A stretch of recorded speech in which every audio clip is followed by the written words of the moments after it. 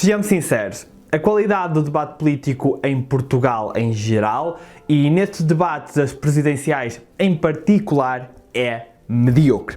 Começando pelo simples facto de que os debates têm apenas 30 minutos, o que não dá para os candidatos expressarem as suas posições, passando pela postura dos candidatos e ataques pessoais e falta de qualidade dos seus argumentos, falácias lógicas, até às próprias questões dos jornalistas, até ao próprio comentário político que não só não é imparcial, não é inclusivo e tem uma duração maior do que os próprios debates.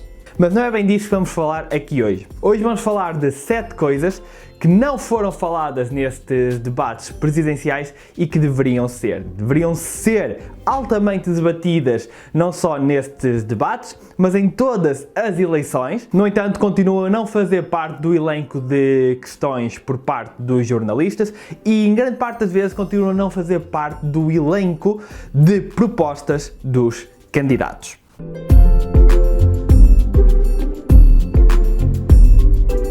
E o primeiro tópico são claramente as alterações climáticas. Se me seguem no Twitter viram que eu fiz a contagem e ao longo de 22 debates presidenciais, um número recorde, houve uma questão sobre alterações climáticas. Candidatos como a Ana Gomes e a Marisa Matias tentaram meter a palavra, o tópico alterações climáticas, transição energética em vários debates, mas partindo dos moderadores houve apenas uma questão no debate entre João Ferreira do PCP e Marisa Matias do Bloco de Esquerda. Económicas, sociais, colocar de organização. uma questão muito concreta que é muito recente em Portugal, que é a questão do encerramento da refinaria da Galp em Matosinhos.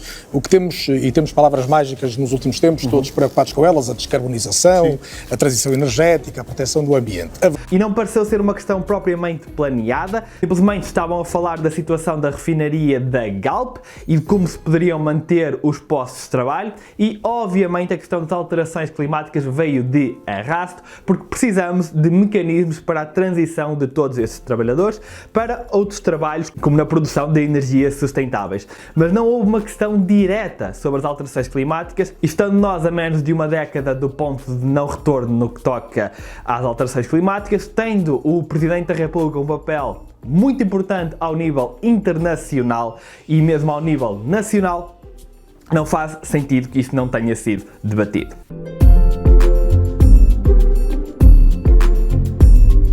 O segundo tópico é a saúde. E vocês agora podem pensar, mas falou-se imenso de saúde, foi quase metade dos debates foi a falar de saúde, foi falar sobre o Sistema Nacional de Saúde, saúde no privado, saúde no público. Isso é muito importante, mas é o segundo degrau da pirâmide do debate sobre a saúde. O primeiro degrau da pirâmide do debate sobre a saúde é a saúde preventiva. Este tem que ser o nosso foco. Não vamos conseguir resolver os problemas do Sistema Nacional de Saúde enquanto tivermos cidadãos doentes por doenças que seriam totalmente prevenidas. Eu tenho um sonho de que nenhum doente irá a um hospital por uma causa que seja prevenível. De acordo com a Organização Mundial de Saúde, as principais causas das maiores doenças crónicas que consomem a maioria dos recursos dos nossos hospitais são conhecidas. E se eliminássemos estes fatores, nomeadamente má alimentação e sedentarismo, conseguiríamos reduzir em pelo menos 80% as doenças cardiovasculares e a diabetes. Mais de 40% dos cancros poderiam ser prevenidos. Por isso podem perceber a importância da prevenção. Segundo um estudo de 2016 vindo de Oxford, a adoção de uma dieta de acordo com as recomendações nutricionais ao nível mundial poderia poupar 735 mil milhões de dólares por ano. Apenas a adoção de uma dieta de acordo com as recomendações. Em Portugal sabemos que, por exemplo, a diabetes afeta 1 milhão de pessoas e que cerca de 1,6 milhões são considerados pré-diabéticos. E segundo os dados, a diabetes custa ao Estado 740 milhões por ano. Estamos a falar de cerca de 7% do orçamento da saúde que está a ser gasto numa doença que é totalmente prevenível no caso da diabetes de tipo 2. Ainda neste assunto, para além da questão da alimentação, a questão do sedentarismo e do exercício físico. E eu levei uma imagem com isto ao Porto Canal, ao debate das últimas legislativas. A melhor forma de reduzir os problemas do Sistema Nacional de Saúde é apostando na prevenção. E eu até tenho aqui os dados do último relatório da saúde, que nos diz que 57% da população nacional tem excesso de peso. Nós não vamos conseguir resolver os problemas do sistema de saúde enquanto não apostarmos nesta prevenção. Mas também, segundo a Organização Mundial de Saúde, o custo anual da inatividade física em Portugal pode atingir os 900 milhões. Isto seria cerca de 9% do orçamento anual da saúde. Mas neste assunto eu não me quero alargar muito porque já tenho aqui um vídeo sobre isso, também já tenho um livro escrito em parte sobre isso e a minha própria tese de mestrado também tem um toquezinho disto, portanto ainda vou voltar a falar em muitos vídeos e espero eu em muitos debates sobre esse assunto até que se torne a principal questão do debate sobre a saúde.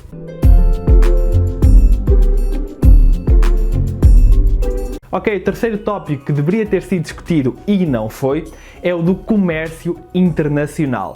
Sendo o Presidente da República o mais alto representante da nação, era bom obter uma opinião clara e haver um debate frutífero sobre questões de comércio internacional, nomeadamente acordos internacionais. Por exemplo, as posições dos candidatos sobre o Mercosul, sobre um possível novo tratado transatlântico com os Estados Unidos, sobre a utilização de tribunais privados, os chamados ISDS, por grandes multinacionais para processarem Estados com base nos artigos dos tratados internacionais, quando, por exemplo, os Estados criam campanhas para reduzir o consumo do tabaco, campanhas de proteção ambiental e tudo isso.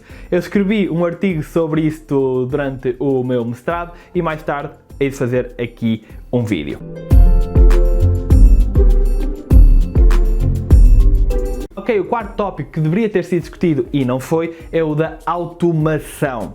O que é que vai acontecer nos próximos 10, 15 anos a uma grande parte dos operários fabris, muitos trabalhadores de escritório, trabalhadores da construção e até agricultura com os avanços tecnológicos ao nível da robótica e ao nível da inteligência artificial. Provavelmente vamos perder milhões de empregos e será que estamos preparados para isso? Será que estamos a criar condições para esta população sobreviver e fazer uma transição para outras profissões? E estamos a formar jovens suficientes nestas áreas para que depois possam ter emprego, uma vez que são as áreas do futuro, aqui incluindo também as áreas digitais?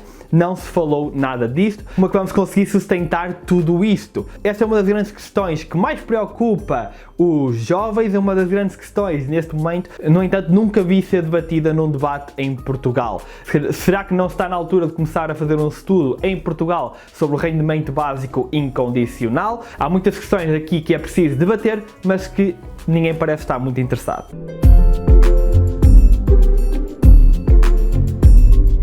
Ok, e o quinto tópico é um assunto do qual eu também já falei aqui, que é uma reforma do sistema de ensino. Sejamos sinceros, com o avanço tecnológico, a forma como nós aprendemos mudou completamente e infelizmente o que nos é ensinado nas escolas, a forma como é ensinado e a forma como é avaliado já não parece fazer sentido, mas nós continuamos a insistir no mesmo modelo que precisa de uma reforma estrutural. Entre outros, precisamos de começar a educar os alunos para a cidadania, precisamos começar a educá-los como humanos, precisamos começar a incutir-lhes fortemente um sentido crítico, incluir uma educação muito mais tecnológica e digital, métodos de avaliação mais diversificados e eu hei de voltar a falar disto aqui, mas fica só a nota. Ok, em sexto lugar, algo que também nunca é falado, mas é de extrema importância, o tratamento e bem-estar animal em Portugal. E não estou a falar apenas dos animais de companhia, estou a falar de todos os animais. Quer queiramos ou não, eles fazem parte da nossa sociedade, são seres conscientes, sencientes e é responsabilidade dos nossos governantes trabalharem para melhorar as suas condições de vida. De acordo com a Direção-Geral de Veterinária, em Portugal são abatidos cerca de 257 milhões de animais por ano.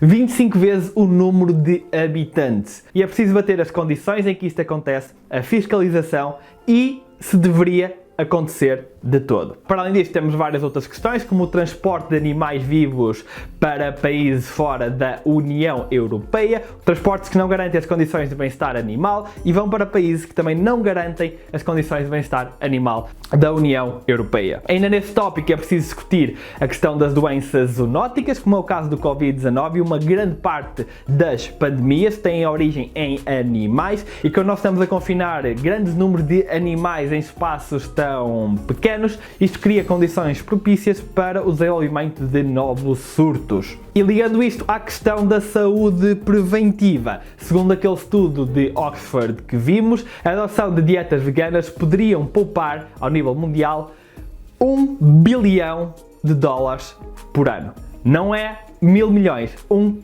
bilhão. E esse estudo conclui também que seria a dieta com a menor taxa de mortalidade ao nível mundial.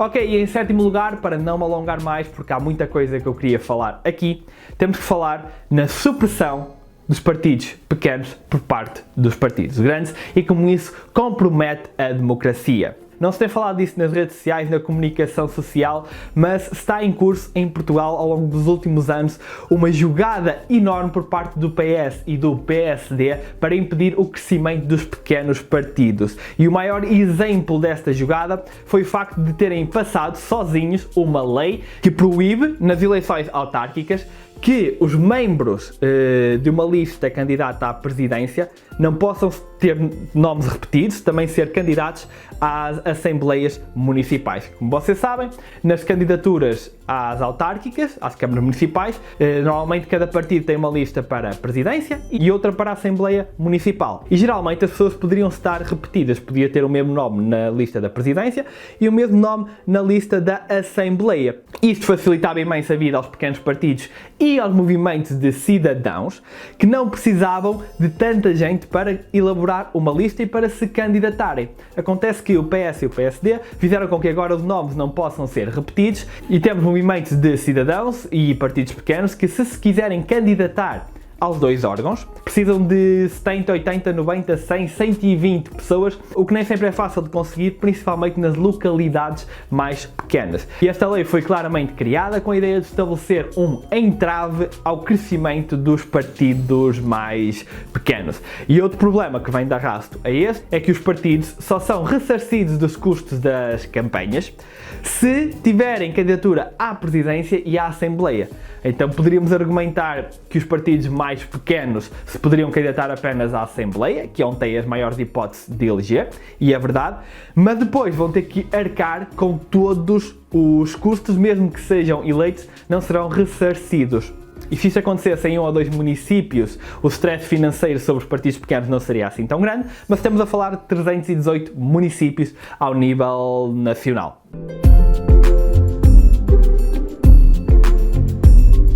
E foram esses os 7 assuntos que deveriam ter sido discutidos nos debates presidenciais e que deveriam ser discutidos, se calhar, todos os dias na televisão. No entanto, este meio de comunicação continua a falhar-nos e é por isso que temos o YouTube. Gosto de ver se gostaram do vídeo, inscrevam-se no canal se não tiverem inscritos e digam aí em baixo o que é que vocês gostariam de ver mais debatido pelos nossos políticos, mas que continua totalmente esquecido.